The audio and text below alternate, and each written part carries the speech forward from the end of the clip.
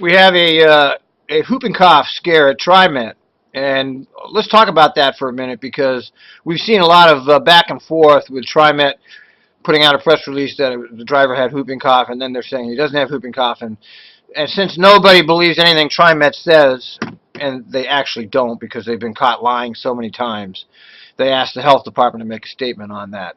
And the health department comes forward with a statement to the effect of, well, we don't have it's not confirmed. And if he did have it, there's no reason to be worried because you have to be around him for an hour straight, and his particles, when he go straight down on the floor, and they don't be flying around. I mean, if you watch the health department, you can see there's something wrong there. They're trying to say that, well, even if he had it, the chances of you getting it are small. But we don't know if he had it, so there's something wrong with that. There's a backpedaling going on. My guess is that the driver went to the doctor. His doctor suspected whooping cough and told him to notify his employer. The employer, being Trimet, did the right thing and quarantined the bus, but they didn't tell anybody about it. As usual, they don't share their information with their public. As usual, they have to be forced to share it. And they were forced by Joe Rose, who found his way to the picture and wrote about it. Furthermore, I think we need to take this to the next particular level, which is the regressive Trimet sick time policies.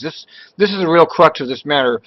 According to a rider who tweeted that she'd been riding with this guy for 2 weeks and is now deathly sick herself, that driver had been hacking on that bus for 2 straight weeks, and now she's sick too.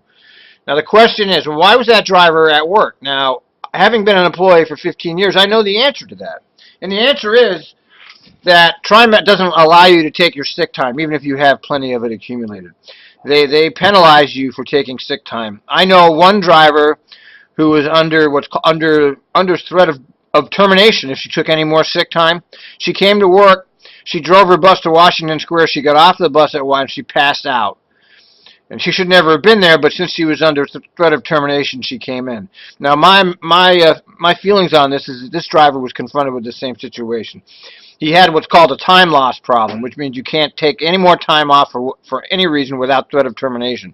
So here he is, working at his job, driving the bus, hacking away, but he can't call off, because if he does, he'll get fired.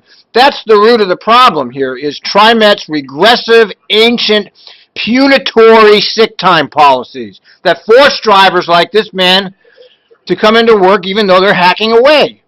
And nobody's asking the question of why is Trimet having drivers that are hacking away working? And that's the reason. Because they can't call off. Because if they take too much time in any given period, they become under the threat of termination. It doesn't matter if you have 1,000 hours of sick time. If you take too much sick time in a 3-month period, they'll fire you. And that's really the problem here, people, is Trimet has these ridiculous sick time policies for their employees. People get sick. Trimet doesn't believe it, but it's true. People actually get sick here.